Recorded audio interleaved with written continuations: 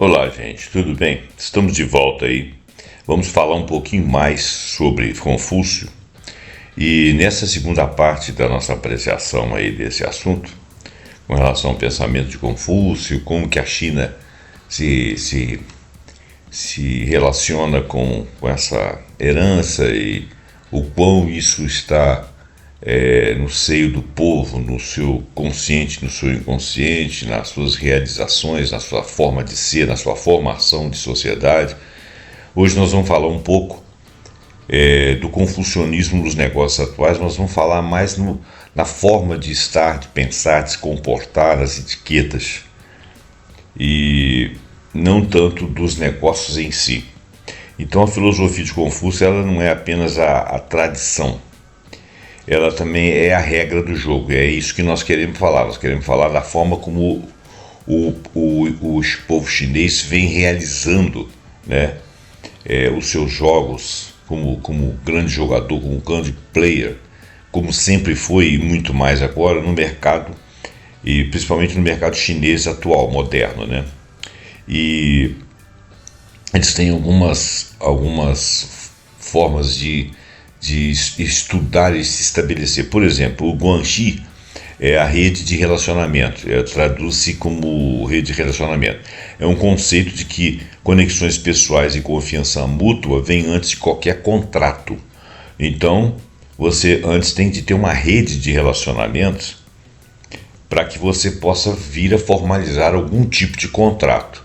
Se você conhece as pessoas, se você cultiva a relação com pessoas, claro que você vai cultivar com pessoas que você acha que vale a pena, né? Que sejam de um extrato de seres que você tenha confiança, ou que você possa realizar negócios em regime de confiança. Então, fazer negócios na China exige cultivar uma rede de favores. A palavra favores aqui ela não está muito bem colocada. Seria assim de coisas simpáticas e obrigações para com quem, que é enraizada na ideia confucionista de que o indivíduo é definido por seus laços sociais. Então você estabelece laços sociais onde você tem simpatia, você faz presta alguns serviços, não necessariamente remunerado, você estabelece contato. Por exemplo, você tem uma empresa de negócios, por exemplo, construção civil, vamos dizer, e você tem algumas lojas, algumas outras empresas que fazem serviços associados ou relativizados ao seu. Você estará sempre nesses laços, né? Eventualmente você recebe uma pessoa da empresa, você faz um favor, você serve um café, você faz um jantar, você convida algumas pessoas. Quer dizer, esses não são provavelmente favores, são relações simpáticas, né? Então essa que ele chamou de rede de favores e obrigações aqui, e com isso você cultiva o estabelecimento de uma obrigação de estar sempre bem disposto para com esses pares, assim como eles estarão com você. Então essa seria a rede. Liderança paternalista. Por quê?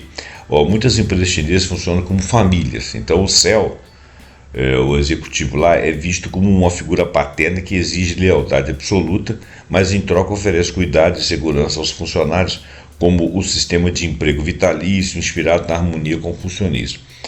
A gente não sabe se a coisa é exatamente assim, né? Os chineses são muito pragmáticos. Então, essa ideia paternalista aqui, eu acho que ela é um pouco forçada, né? Eu acho que elas têm uma organicidade à maneira de alguns tentáculos familiares, e a figura do céu seria a pessoa aqui que bem articulada com esses tentáculos. Essa lealdade absoluta seria uma cobrança de posturas e obrigações para com a empresa, aquele negócio do vestir a camisa, entre aspas, mas que com o chinês funciona de uma maneira assim que, se você realmente estiver bem disposto com a empresa realmente vai te pagar todas as obrigações, não vai te deixar faltar nada. Mas se esse céu, esse pai aí tiver que te mandar embora, ele vai te mandar embora. Não vai ficar devendo nada para você. Não vai impedir que você tenha qualquer tipo de perda, a não ser a perda do próprio status no emprego. Então, esse negócio de pai é um meio relativo, né? Eles são leais ao contrato e cobram lealdade sua ao contrato. Mas se ele tiver de cessar esse contrato, ele vai cessar. Por isso que a ideia de pai aí não é uma ideia muito boa. E eu acho que isso aí é uma visão assim, um tanto ocidental, ou talvez uma visão um pouco idealizada lá dentro da China. Mas de qualquer maneira, se você puder manter o indivíduo sempre no emprego, não necessariamente querendo trocá-lo, achando que isso estabelece uma relação simpática e de fidelidade, eu acho que o empresário lá faria isso sim. Bom, a face, que eles chamam de Mianzi. Então, manter a dignidade própria e do grupo é vital. Críticas públicas devem ser evitadas para não perder o Mianzi, ou seja, para não se perder a face da empresa, né? Como que você se mostra para o público, né?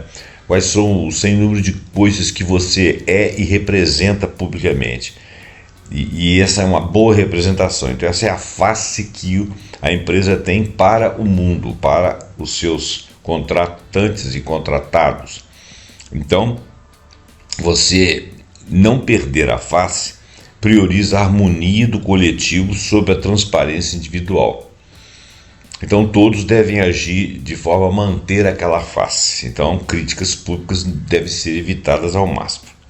Ressurgimento do mercador confucionista. Olha bem, atualmente os empresários promovem o modelo Hushang, um líder que busca o lucro, né? Mas ele é pautado pela integridade e benefício à comunidade. Então, ele quer ganhar, mas ele não pode te dar a sensação de que você está perdendo algo, né?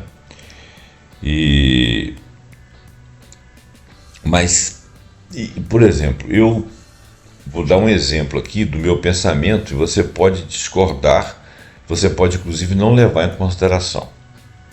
Mas eu não gosto do tal de cashback. Eu acho o cashback um modelo de negócio desonesto. Talvez não desonesto no sentido de roubar, mas não tão honesto e fiel a você no sentido de te manter preso a uma situação. Por exemplo, você compra um casaco. Você tem um cashback de R$35. Ora, eu só recebo esse cashback, quer dizer, dinheiro que ficou em caixa, dinheiro para trás, dinheiro que eu deixei para trás de uma compra, é como se fosse um troco que eu não recebi, mas eu só recebo esse troco se eu gastar mais. Eu não acho isso uma coisa vantajosa. Eu acho isso que eu fico preso àquele produto. E se eu não agir na compra dentro de um período que aquele cashback expira, eu perco aquele valor. Ora, aquele valor ele não é devido à minha compra, ele não é devido ao produto. Porque se ele não é devido ao produto, e quando eu perdi algo que é meu, não é do produto. Então não deveria ter pago. Certo? Então, por exemplo, essa ideia, eu acho que o modelo, esse daí não seria um modelo Hushang, porque ele visa um lucro majorado, mas eu acho que ele não é pautado na integridade, porque o benefício não é meu, eu o perco se eu não gastar mais, não ficar preso a outro produto. Aí eu tenho outro cashback e assim sucessivamente, ou ele me dá o cashback se ele quiser, ele me dá se não quiser. Qual que é o valor daquele produto? Eu não gosto da ideia de cashback. Se você disser para mim que eu comprei e que eu tenho cashback, eu vou falar assim, mas eu não quero cashback, eu quero esse valor agora, na minha conta, nesse troco aqui agora. Senão eu considero que eu estou pagando a mais por um produto. E claro que ninguém vai entender isso. Ninguém vai concordar comigo. Todo mundo vai achar que isso é uma atitude simpática da empresa. Eu não penso assim. Eu me sinto lesado. Né? Se eu tenho um cashback, não, olha, eu já paguei e não quero mais saber de você. Se algum dia eu quiser comprar alguma coisa, eu não vou vir comprar aqui por causa desse cashback. Então eu renuncio a esse cashback exatamente para você não me fazer gastar mais dinheiro que eu não quero, que é uma coisa que eu não quero fazer. É igual quando você fala que um produto está barato, eu vou lá e compro 50 caixas. Não. Ele está barato, você só quer uma caixa. Ah, você pode comprar duas? Posso, mas eu não preciso. Dentro do meu dia a dia aquilo ali vai ser demasiado. Acaba que eu vou gastar mesmo tendo desconto. Por exemplo, custa R$20 se você comprar um, mas se você comprar dois, custa 15, aí você paga 30. Eu não quero gastar R$10 a mais, né? Por quê? Porque eu não preciso de dois produtos. Um produto vai durar muitos anos, muito tempo para mim. Aí até certo ponto eu não considero isso desonesto, mas me incomoda a ideia do cashback, entendeu? Esse desconto eu realmente raciocino como desconto, mas o cashback eu raciocino como um troco que eu não recebi. Bom, esse é o meu pensamento. Agora nós vamos falar de Mao Zedong, ou Mao Tse-tung, né, que eles chamam de Mao Zedong, versus Confúcio. É uma relação que eles estabelecem aqui como relação de ódio. Vamos ver por quê. O Mao Tse-tung via o confucionismo como o maior obstáculo para a modernização socialista da China. Ataque aos quatro velhos, esses quatro velhos aí entra como, entre parênteses. Durante a Revolução Cultural que existiu entre 1966 e 1976, mais ou menos na época da morte do Mao, o Mao Tse-tung lançou uma campanha para destruir as quatro velharias, que eram velhas ideias, culturas, costumes e hábitos, que ele considerava coisas velhas. O confucionismo foi o alvo principal por ser considerado uma ideologia feudal que mantinha o povo submisso às elites. Eu ontem, no programa de ontem, ou o último programa que nós falamos de confucionismo, eu expliquei que não achava que o confucionismo fosse algo associado a ideias feudais. Mas pelo pensamento socialista e pela ideia de que as religiões e que algumas filosofias religiosas prendiam o indivíduo a uma forma de agir que estava associado aos donos do Estado, que seriam as elites, eu entendo que o Mao Tse-tung raciocinasse assim. Ele achava que a forma como o confucionismo era estabelecido era uma forma de doutrinação das pessoas e que, embora isso servisse para todas as camadas da sociedade chinesa, ele considerava que os mais submetidos seriam os trabalhadores, e baseado em costumes e hábitos e cultura, e que essas ideias, por serem velhas, elas impediriam do trabalhador reivindicar coisas a seu favor. E, portanto, ele estaria submisso a esse pensamento, e então submisso às elites. Campanha criticar Lin, criticar Confúcio. Então, existiu uma campanha. Em 1973, Mao vinculou o general Lin Biao, um ex-aliado seu, ao Confúcio, alguém que ele queria expurgar do regime, que estaria associado na maneira de pensar de Mao a Confúcio, rotulando ambos como reacionários que queriam restaurar o passado chinês. Templos foram vandalizados e textos antigos foram queimados. Então foi uma revolução dentro da revolução. Não foi propriamente uma revolução, mas foi uma revisão, né, de termos. A troca pela luta de classes. Mao tentou substituir esta harmonia que Confúcio queria estabelecer com esses estamentos que nós falamos no programa passado, pela luta de classes. E, em vez do respeito à hierarquia familiar, ele incentivou os jovens a denunciarem pais e professores que não fossem suficientemente revolucionários. Uma visão de expurgo realmente. A reabilitação pós-Mao. Após a morte de Mao em 1976, a China percebeu que o vácuo moral deixado pela destruição das tradições era perigoso.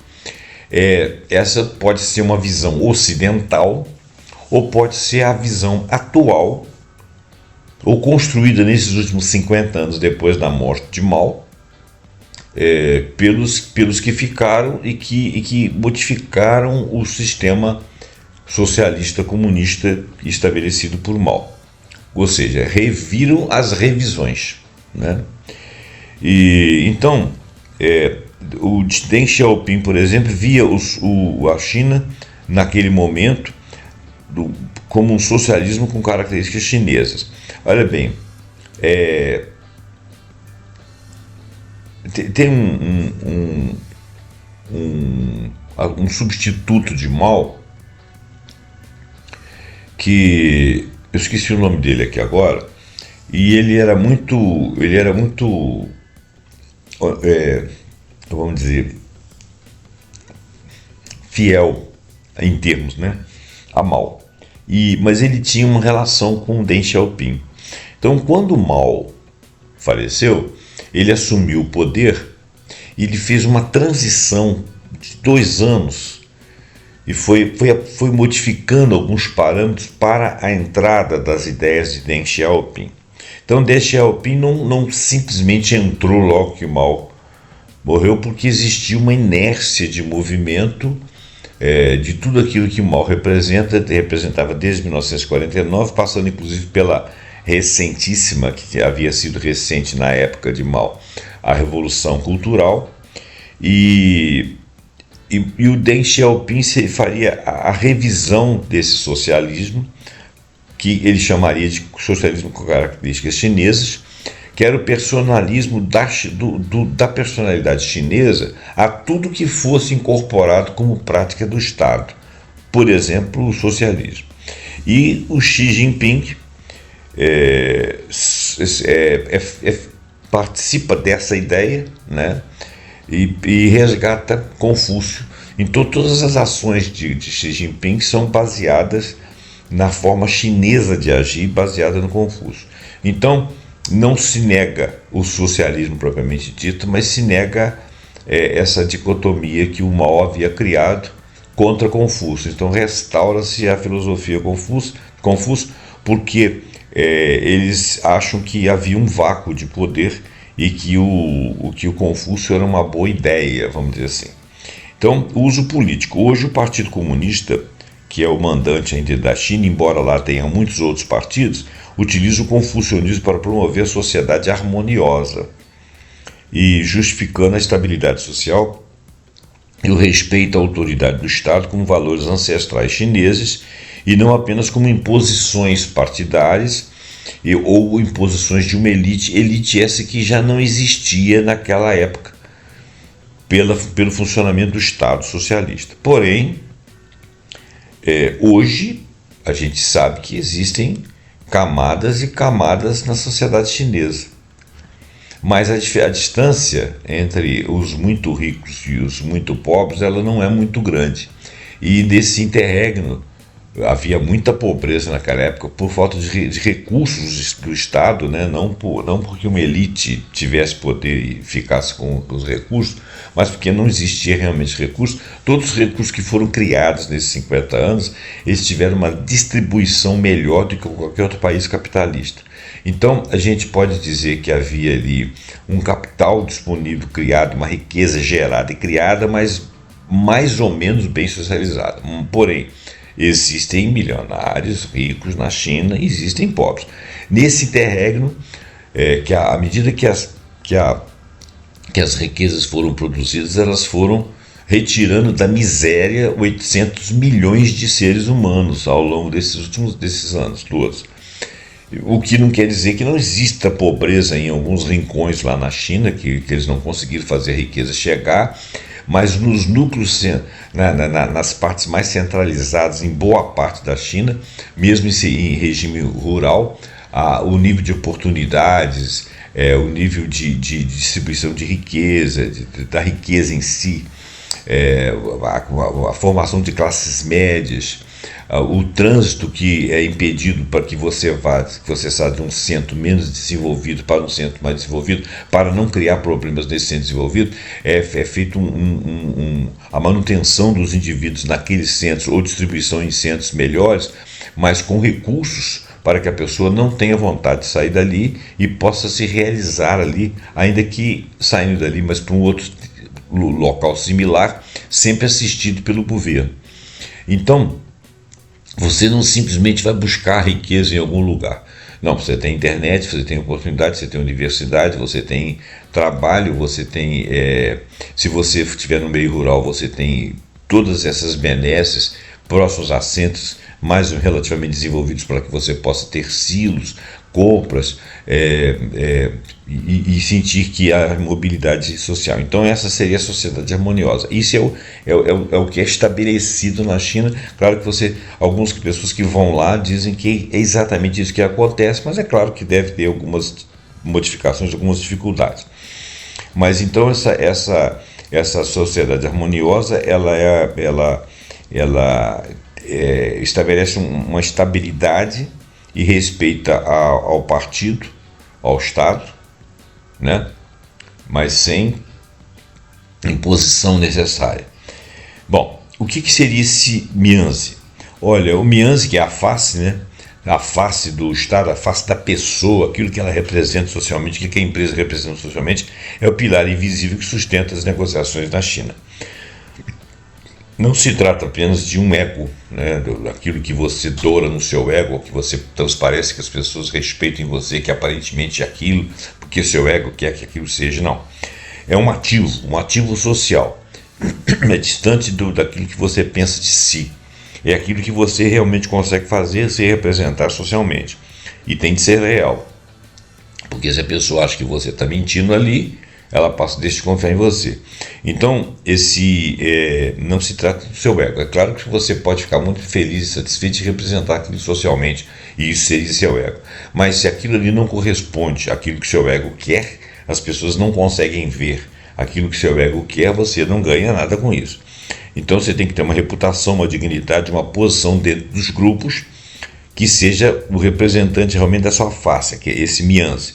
E como que funciona isso na prática? Então, o G mianzi, eu estou falando mianzi, deve ser mianzi, parece que é assim que se fala. Respeita a hierarquia. Entrar em uma sala, deve-se cumprimentar o membro mais sênior primeiro. Eles têm esse negócio, os orientais têm muito essa coisa de respeito aos antepassados, respeito aos mais velhos. Ao entrar na sala, então, você se dirige primeiro ao membro mais antigo. Ignorar um líder ou dirigir perguntas técnicas diretamente a um subordinado sem a permissão do chefe faz o líder perder a face. Então você respeita a hierarquia. Você não vai chegar, por exemplo, passar por cima do chefe de um determinado subordinado e fazer uma pergunta diretamente a ele, porque você está rompendo a hierarquia. Só que se você quer saber alguma coisa daquele subordinado, você primeiro tem que interpelar o chefe, respeitosamente, o chefe dele e o seu chefe também, né? Então, primeiro você cumprimenta o sênior, depois você não ignora a liderança de alguém e dirige perguntas primeiro não diretamente a um subordinado, ainda que seja seu também, mas se tiver um líder presente, você respeita a presença desse líder em primeiro lugar. Elogios públicos. Elogiar a competência da contraparte na frente de sua equipe ou de superiores aumenta a sua face. Claro, você fortalece sua rede de contatos. Então, vamos dizer assim, entre aspas, você pode agir de maneira puxa-saco, né? Você faz elogios a alguém que você quer superior a você, que você quer que preste atenção em você, que esteja associado a você, é uma coisa razoável. Isso acontece aqui no Ocidente também, mas tem que ser um elogio verdadeiro, né? Não pode ser algo assim montado, fabricado ou até mentiroso, ou puxa-saco por puxa-saco. Tem que ser um elogio bem dirigido, é um puxa-saquismo bem pensado, porque o chinês ele não gosta de... você só entra na rede de contato dele se você estiver fazendo um elogio pertinente e bem colocado na hora certa. Protocolo de cartões, troca de cartões de visita usando as duas mãos e ler o conteúdo antes de guardá-lo é um gesto essencial desse dar a face, né? Quer dizer, isso aí são protocolos dentro do relacionamento deles ali, que são quase automáticos, né? São etiquetas. Como é que você salva o manzi? O não indireto, vamos entender isso aí. Na China, uma recusa direta, ou seja, não aceita esse preço, um exemplo, né? É vista como um ataque ao outro, a face do outro, aquilo que o outro representa. Essa face é aquilo que ele representa no grupo. Então, em vez disso, usa-se frases como é inconveniente, ou seja, talvez, ou nós vamos pensar a respeito, deixar em aberto, que já vai fazer com que o outro entenda que as portas não estão fechadas, mas que você a priori não está dando um sim que o outro espera, mas também não está fechando uma porta, porque quando você fecha uma porta, você fecha para você também. Então, os estrangeiros devem aprender a ler essas entrelinhas, para entender que um talvez pode ser um não educado, mas um não que pode ser trabalhado para virar um sim. Né? O chinês ele é muito polido, mas ele é verdadeiro quando ele não quer uma coisa, ele realmente não quer. E ele vai fazer um negócio e vai ganhar para você, não para te fazer um favor, mas porque ele gosta de ganhar, ainda que você ganhe também. Eles são muito, historicamente, predispostos a negociações. Não desprestigiam seus pares, né, aqueles que estão relacionando-se com ele, mantém essas relações nas suas relações sociais gerais, né? Dizem um talvez educado ou saem fora de uma negociação educada que não lhes interessa, que não representa ganho nem para ele nem para você, mas ele não fecha portas. Então, evitar críticas públicas, isso nós já falamos, né? Você não deve apontar numa mesa de negociação, você não pode ser direto, apontar um erro, principalmente em frente a outros negociadores, né? Se houver algum tipo de desacordo, ele pode ser resolvido, né, numa conversa privada, durante o jantar, onde você teria uma atmosfera mais relaxada. Você poderia, assim, no privado, dizer: olha, não gostei disso, não me pareceu razoável para mim, tá. Bom, como é que você ganha face? Você ganha face, então, ao demonstrar conhecimento sobre a cultura do chinês, né? Ser pontual, se você tratou um horário, você vai estar ali. Mostrar que a sua empresa tem história e tem estabilidade e que respeita a conexão ali, aquela outra empresa, aquele conjunto de empresários. O Mao Tse-tung ou Tse-tung, o pensamento tradicional. A relação de Mao com essas tradições foi simplesmente ruptura, mas com uma ironia histórica. Veja bem, ataca as tradições. Durante a Revolução Cultural, Mao tentou substituir essa face que ele via como vaidade feudal pela lealdade revolucionária. O respeito à hierarquia familiar de Confúcio foi trocado pela obediência cega ao partido e ao livro vermelho, o que de certa forma era a mesma coisa, né? O respeito à hierarquia familiar mantinha uma face que era de Confúcio, né, trocada por uma outra face que seria a obediência cega ao partido e ao livro vermelho. Ou seja, você estaria sempre bem disposto àqueles teóricos que estariam ligados, associados a você dentro da engrenagem dos partidos, o que não era muito diferente do puxa-saquismo do outro lado lá. O coletivismo adaptado. Mao destruiu os rituais confucionistas, mas utilizou a mentalidade de grupo, ou seja, ainda assim trabalhou dentro da coletividade, algo que já é enraizado no povo para mobilizar massas em torno de objetivos políticos. Se ele queria objetivos de negócios, como Confúcio fazia ser, o Mao também queria objetivos de trabalho dentro da coletividade, porque a coletividade é algo enraizada na visão do chinesa. Após a era Mao, a China percebeu que não podia governar apenas com ideologia política, conforme Mao queria. O governo atual reabilitou Confúcio, integrando essa face ética, né, e essa harmonia que levava a essa ética ao discurso oficial para garantir a estabilidade nacional, porque isso aí era o estar vivendo e sendo chinês. Isso é a face deles, eles são assim. Então, em resumo, na China atual você assina contrato com o governo, que é uma herança de Mao, mas você fecha o negócio conquistando a face das pessoas, que seria a herança do Confúcio. Então, o Mao estabeleceu essa relação do governo de estar nos contratos, nos negócios, ingerindo no dia a dia. Isso é uma herança do Mao. Mas você fecha os negócios e você tem uma relação de face das pessoas, que é uma herança do Confúcio, inclusive com o próprio partido. Outra coisa, você não chega ao partido, ao poder, por indicações e por negociatas. Você só chega ao poder se você fizer, você deverá ser um servidor público.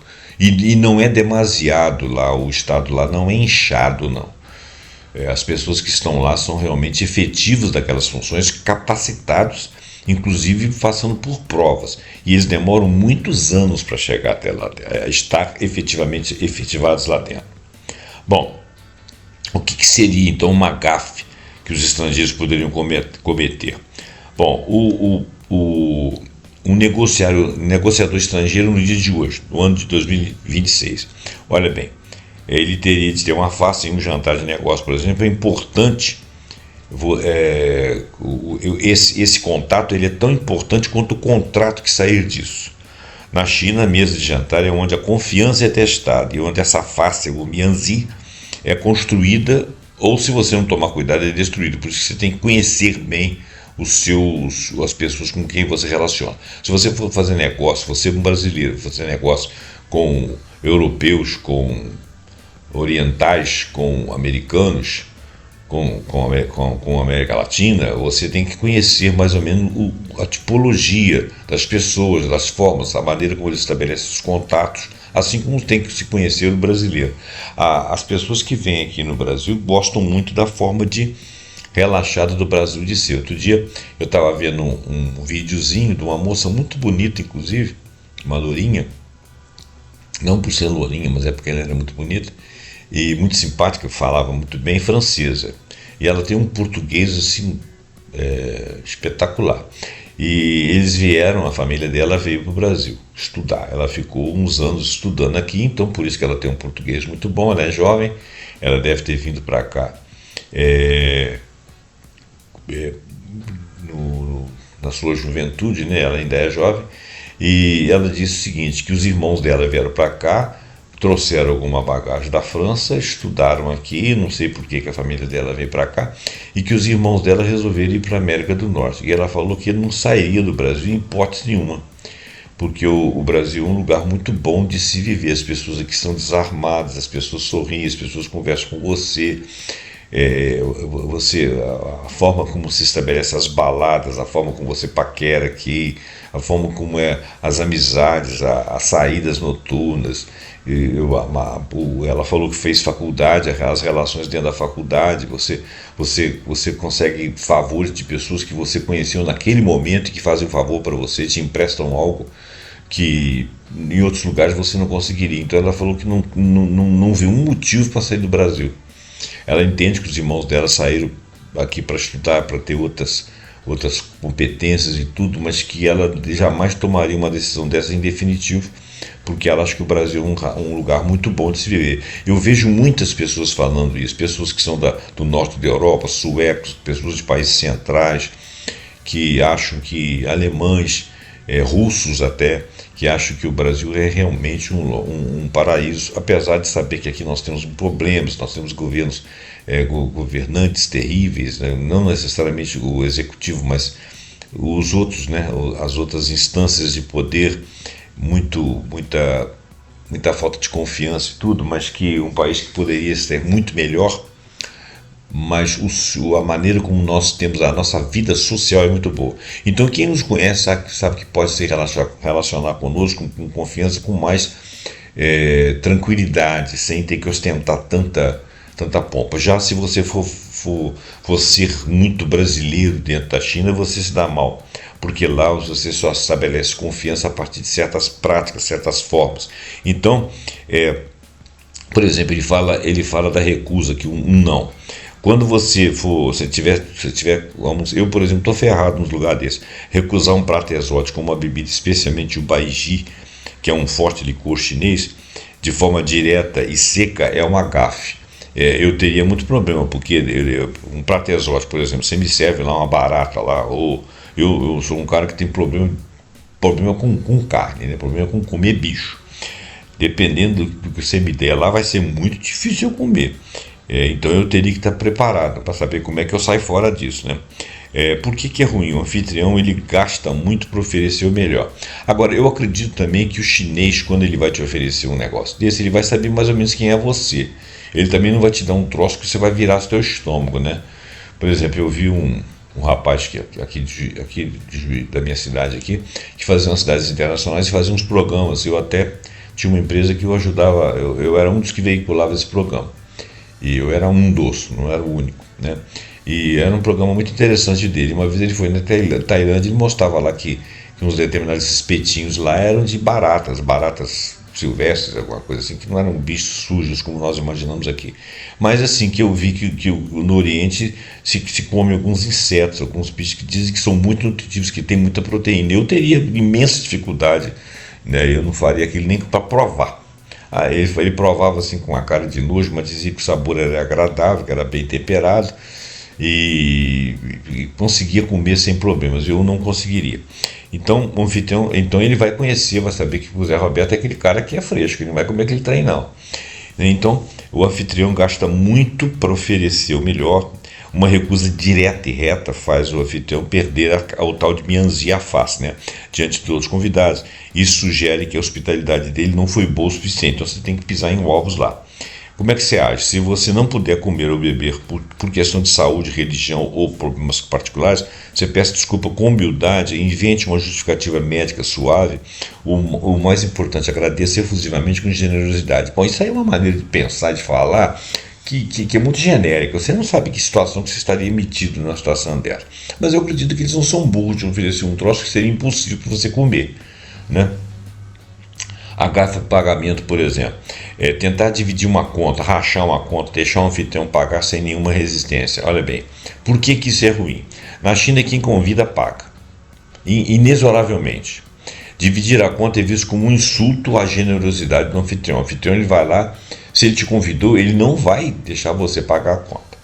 No entanto, agora, se você ficar sentado pura e simplesmente e não demonstrar que está reconhecido pelo fato de ele estar pagando, também é uma forma de parecer ganancioso ou até indelicado. Então você tem que pelo menos fingir, fazer uma espécie de teatro social esperado, dizendo, não, deixa eu pagar, eu te ajudo e tal. O cara vira, não, absolutamente. Aí você pega, fica quietinho, deixa o cara pagar e para com a baboseira.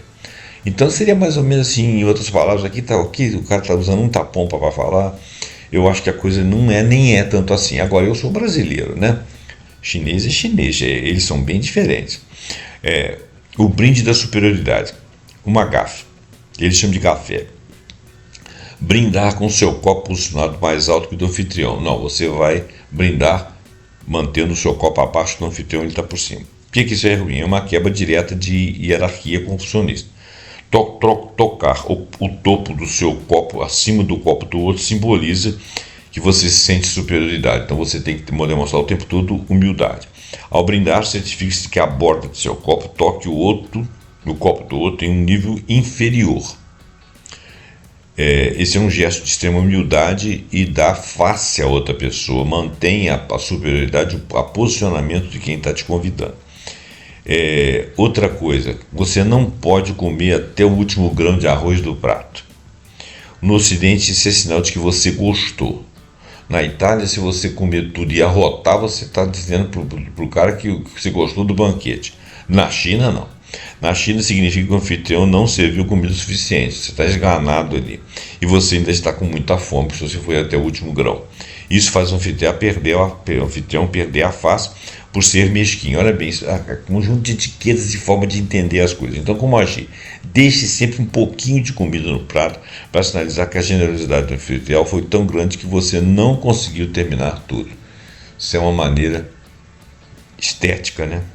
Falar de negócios cedo demais o que é uma gafe? Você começar a falar de números, prazos e problemas técnicos assim que você sentar à mesa. Isso não, aqui no Ocidente é assim, lá não é não. O jantar serve para construir um relacionamento, o que eles chamam de guanxi. Então focar apenas no trabalho mostra que você não valoriza a pessoa que você está se relacionando e com isso você está perdendo a relação. Você está querendo apenas os proventos daqueles contratos, apenas o dinheiro.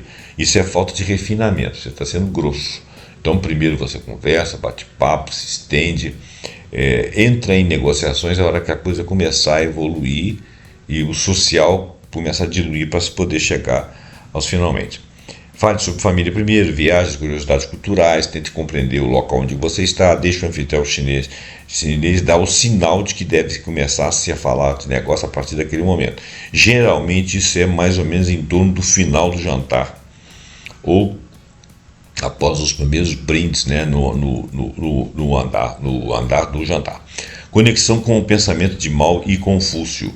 Bom, o Mao, apesar de ele ter ficado lá pouco tempo na sua existência da Revolução, ele já trabalhava, ele já estava em marcha muito antes de 1949, quando foi feita a Revolução, mas ele já marchava antes, já era um líder relativamente conhecido, ou se tornou conhecido, e a efetividade do trabalho dele foi de 49 até 76, né? E ele teve uma importância razoável pela transformação. Agora, ele teve uma importância também porque a China estava totalmente desorganizada e humilhada, né? Então ele conseguiu organizar o Estado, restabelecer o Estado, expulsar os invasores e os poucos que ainda restavam, e depois da Segunda Guerra, né? E ele conseguiu dar uma cara à China novamente, restaurar alguns valores. Depois que ele caiu, eles restauraram mais coisas que a ideologia dele não permitia, né? Então hoje, em 2026, essas gafes são evitadas até por jovens empresários. Agora, gafes que nós falamos. Agora, a conexão de Mao e Confúcio. Embora Mao tenha tentado simplificar a vida social na China, o desenho humano e prestígio e o respeito à tradição de Confúcio continuaram prevalecendo. O governo de Xi Jinping reforça hoje que o comportamento civilizado, incluindo a etiqueta tradicional, é o que diferencia um cidadão chinês patriota e de sucesso. Embora o Xi Jinping não simplesmente jogue o Mao no chão. Então, você vai entrar lá dentro sabendo que simplesmente você não está negociando com um país capitalista e esquecer simplesmente que o Mao passou por ali ou que o Mao combatia Confúcio. Isso aí não faz parte do seu pensamento. Mas eles são um país, sim, que se considera socialista, né? E eles valorizam o trabalho de Mao. Agora, eles reabilitaram Confúcio, apesar do trabalho que eles acham devido ao Mao, e manter o pensamento socialista. Então, um jovem empresário hoje, principalmente os mais jovens, tem de saber perfeitamente o que isso é, entender isso.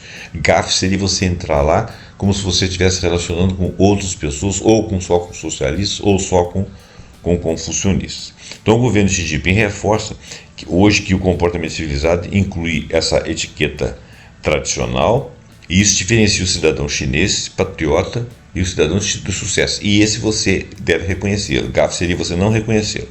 Agora, qual que seria aí uma sobrevivência cultural se você estiver em Pequim e Xangai, que são lugares de grandes negócios? Olha, ele me propôs que eu soubesse da sobrevivência cultural.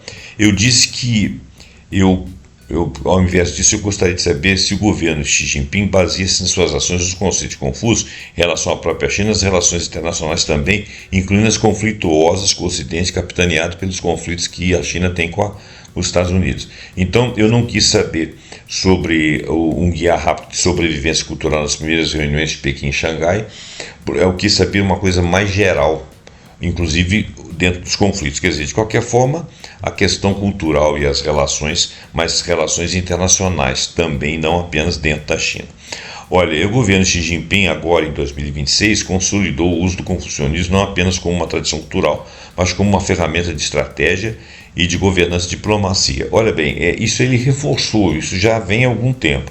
Diferentemente da era Mao, que via Confúcio como inimigo do progresso, Xi Jinping integrou esses valores ao socialismo com características chinesas para legitimar o poder do Partido Comunista Chinês, o PCC, e projetar uma alternativa ao modelo ocidental. Então, a base filosófica que traduz essas ações é o seguinte: por exemplo, política interna. ordem e prosperidade comum. Veja bem, domesticamente o confucionismo é usado para reforçar a estabilidade social e a autoridade central. Se você vê isso, essa autoridade central, como algo que vem da elite, você está vendo a coisa de uma maneira míope, porque o Estado lá não representa essa elite. Historicamente, minimamente de 1950 para cá, o Estado não representa uma elite. A elite que chegou ao poder, a elite endinheirada, ela não está representada no Estado. O Estado ele tem uma certa vacina contra isso. Tanto é que o Estado ele entra para dentro de uma empresa e diz para a empresa que ela não vai fazer certas coisas, ou ele inviabiliza a forma da empresa, ele corta conexões da empresa com certas coisas. Ele não permite, por exemplo, que você traga componentes que não sejam que não possam ser mapeados ou rastreados pelos comandos chineses, né? Isso você não consegue fazer com o chinês. A empresa é minha, eu faço o que eu quiser. Não, você não faz, o Estado não permite. Eu construo onde eu bem construir, eu produzo o que eu quiser produzir, eu jogo onde eu quiser jogar, nada disso, o Estado vai controlar isso tudo, tá? Então, olha bem, o Estado não representa a elite. Agora, do confucionismo ele quer estabilidade social, autoridade, não porque o Estado represente uma elite, mas porque o Estado representa, na cabeça deles, na maneira de pensar deles, na maneira de ser deles, representa toda a sociedade e o bem em comum para essa sociedade. Por isso que existe ali a ideia da prosperidade comum. Tá? Então essa ordem é uma ordem para todos, para a prosperidade de todos. Essa é a visão que eles têm. Se eles conseguem realizar exatamente isso, eu não posso dizer porque eu não estou lá. Mas essa é a ideia. Então, harmonia social e obediência. O conceito de Xiao, que é a piedade filial, foi expandido para o Estado. Então você tem a piedade com relação ao Estado. O Estado está fazendo por você, então se apiede dele. O cidadão deve lealdade ao Estado, representado pelo governo, como um filho deve ao pai. Isso é uma tese. Na prática, a gente não sabe se é exatamente assim, né? Isso justifica o sistema de crédito social que premia o comportamento virtuoso e pune a discórdia. Isso existe. Então, por exemplo, o que é o crédito social? É como se você tivesse um cartão de pontos. Você parte de não sei quantos, vamos dizer, 100 mil pontos, vamos supor.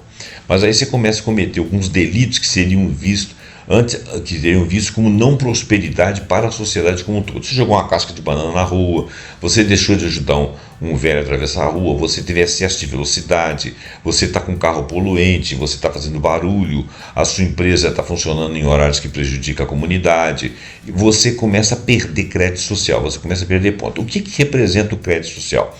O crédito social é o seguinte: se você está acostumado a viajar na primeira classe, você tem impostos para isso, se você costuma ficar em hotéis bons, porque você tem impostos para isso, ele começa a te negar certas facilidades que o seu poder financeiro te dá, porque você começa a perder crédito social, você começa a perder a face social. Entendeu? Então, esse que seria o sistema de crédito.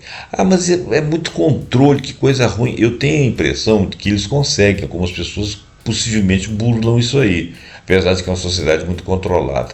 Mas se você for pego no salto, em pequenas coisas que aqui seriam vistas como coisas até bobas, né, que trazem prejuízo, mas que a gente não vê como seriedade, eles vêm com seriedade. Isso faria parte do cômputo daquilo que seriam os pontos do crédito social. Então você perde capacidades, mesmo que tendo finanças, de adquirir coisas ou de fazer coisas por questão disso. Meritocracia e educação. O Xi Jinping enfatiza a auto-revolução do partido e educação moral. Ecos do ideal confucionista de que apenas os mais virtuosos e instruídos devem governar.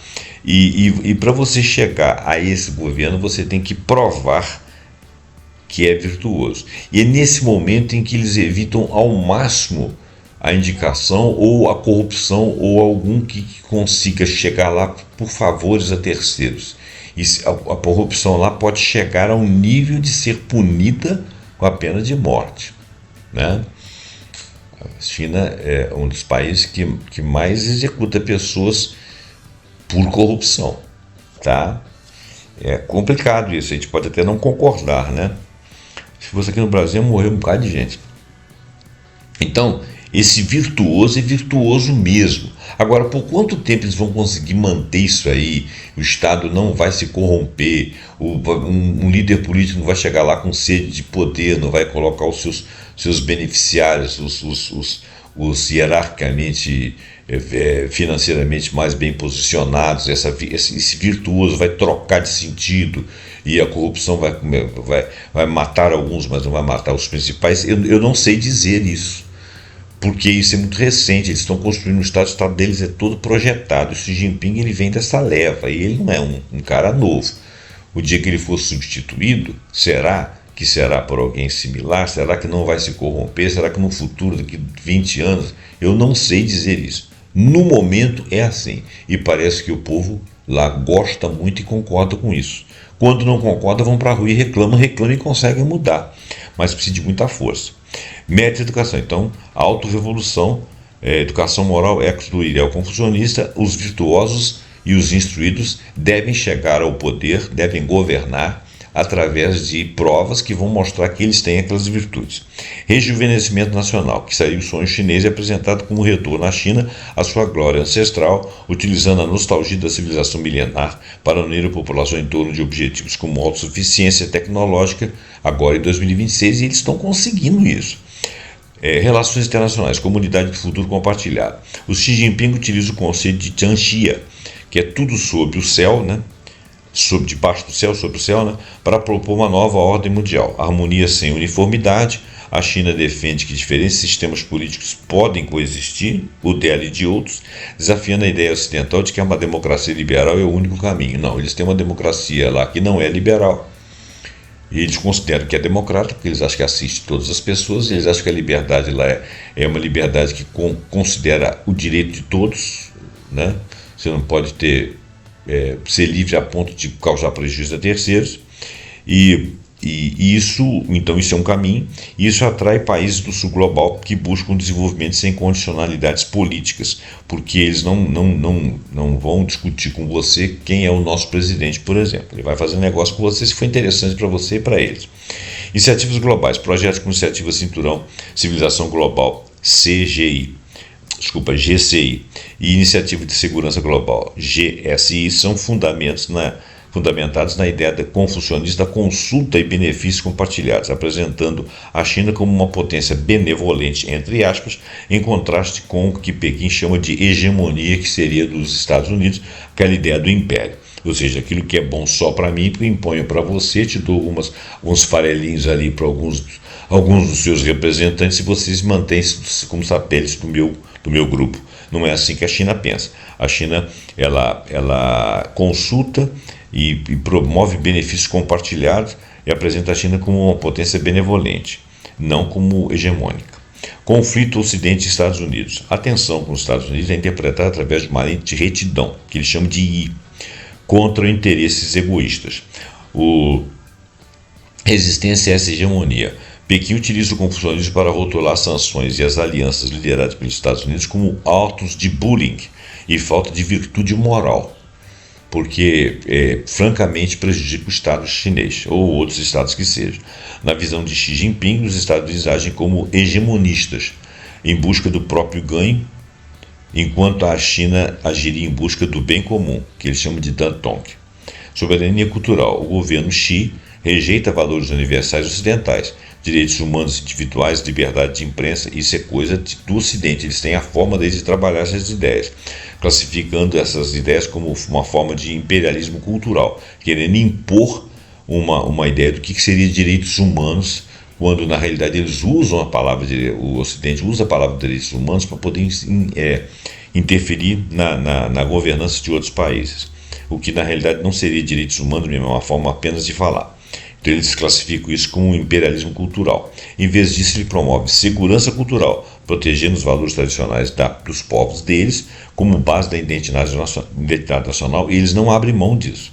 Evitando a armadilha de Tucídides, o Xi Jinping menciona frequentemente a necessidade de evitar o conflito direto através da sabedoria e do equilíbrio, buscando uma ascensão que ele descreve como pacífica e baseada na cooperação do ganha-ganha. Eu ganho, mas você ganha junto comigo num contrato.